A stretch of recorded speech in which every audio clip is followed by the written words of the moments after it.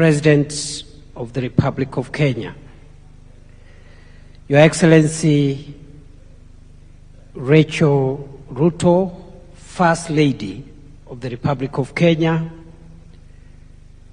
Your Excellency Alexander Stubb, President of the Republic of Finland, Your Excellency Mrs. Susan Ines Stubb, First Lady of the Republic of Finland, distinguished guests, ladies and gentlemen, Your Excellencies, my task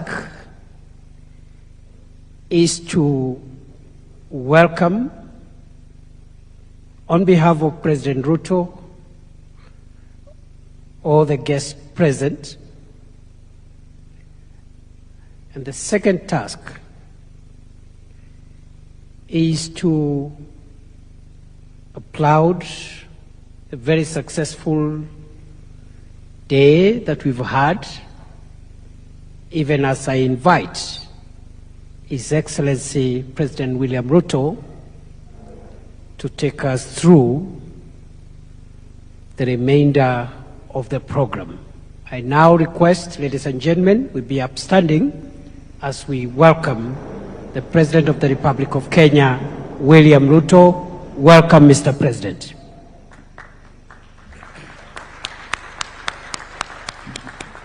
Thank you very much, Mr. Deputy President. Please, let's take our seats, ladies and gentlemen. Your Excellency Alexander Stubb, Your Excellency Susan Ines Stubb, First Lady of the Republic of Finland, distinguished guests, ladies and gentlemen. It is a great honor and privilege to welcome Your Excellencies and your esteemed delegation to Nairobi and to this state banquet held in your honor. I trust that during your visit, you have experienced the warmth, hospitality, and friendship of the Kenyan people. Your inaugural state visit carries deep significance, coinciding with the celebration of 60 years of diplomatic relations between our two nations. Our enduring friendship is rooted in mutual respect, solidarity, and shared aspirations for a peaceful, prosperous, and just world. Today's visit presents a valuable opportunity to reaffirm these bonds, deepen our cooperation, and chart a course towards even greater collaboration for the benefit of our peoples. Your Excellency, we in Kenya deeply admire Finland's steadfast commitment to the welfare of its people, a commitment that has earned your country recognition as the happiest nation on earth. This inspiring ethos both challenges and motivates us to build a nation grounded in dignity, compassion, and protection of the vulnerable. Our shared values include respect for the United Nations Charter, the peaceful resolution of disputes, and solidarity in facing global challenges such as climate change, while providing a strong foundation for our friendship.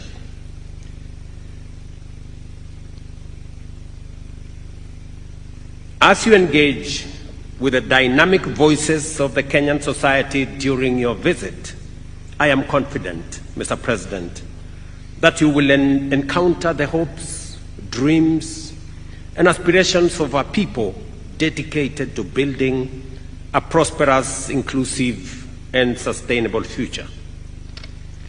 Ladies and gentlemen, I now invite you all to rise and raise your glasses as we toast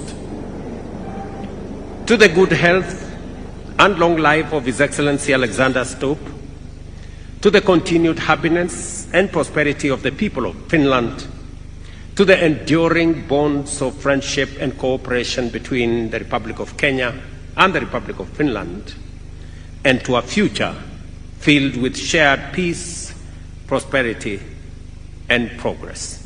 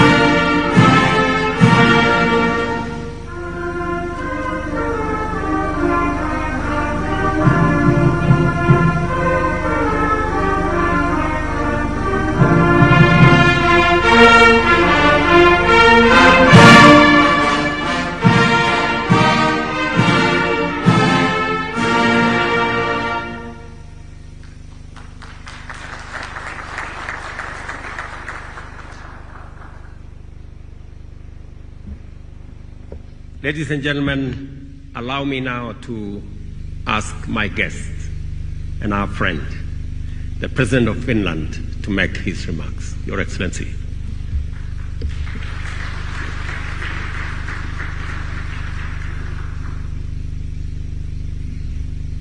Please, be seated.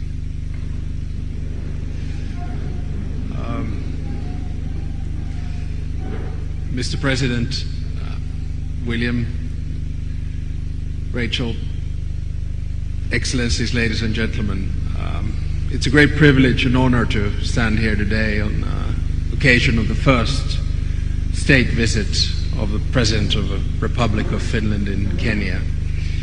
The welcome that we have received during these first almost 24 hours has been extremely warm. Everywhere we've gone, the reception has been kind, nice, and in many ways humbling. Now, William, you mentioned that Finland is known as the happiest country in the world. And I've been asked that question by a few journalists throughout the day. What's the basic secret to that?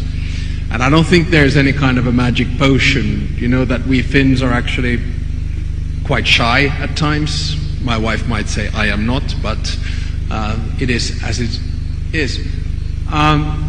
You know what the difference is between an introvert and an extrovert Finn?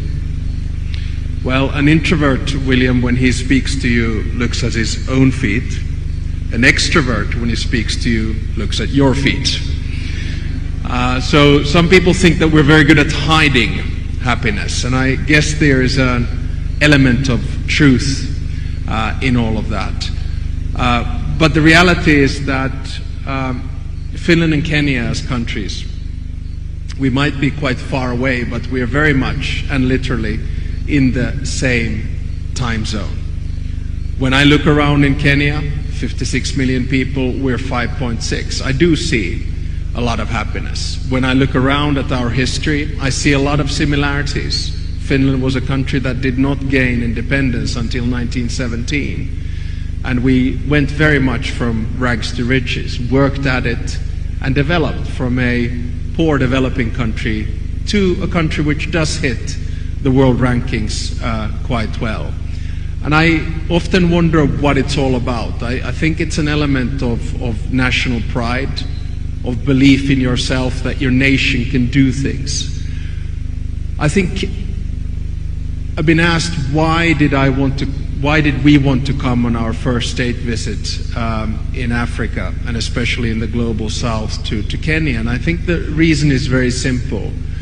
Not only do we have a similar mindset, which William referred to earlier, believing in multilateralism and cooperation and peaceful coexistence and the UN Charter, but I, coming from a small northeastern country, also believe that Kenya will be one of the game changers in a new world order.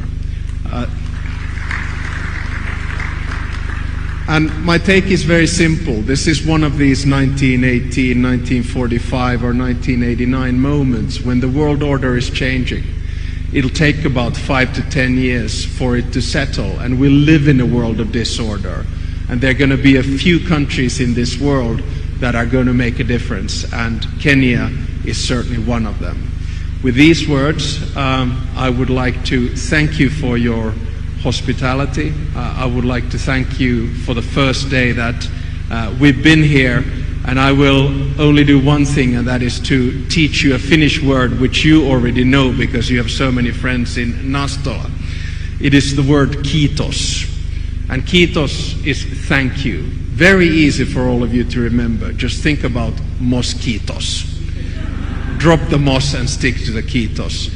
Thank you very much, and let me have the opportunity to raise a glass for the friendship of our two countries now and in the future.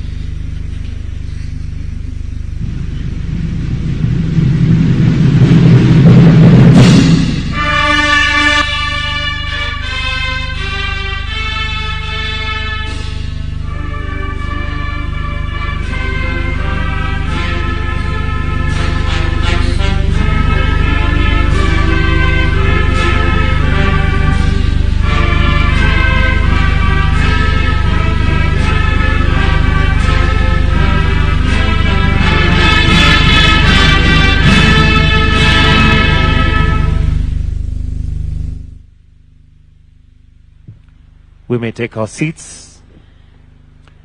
It's now time for dinner. Dinner will be served. Soup will be served at all tables. After that,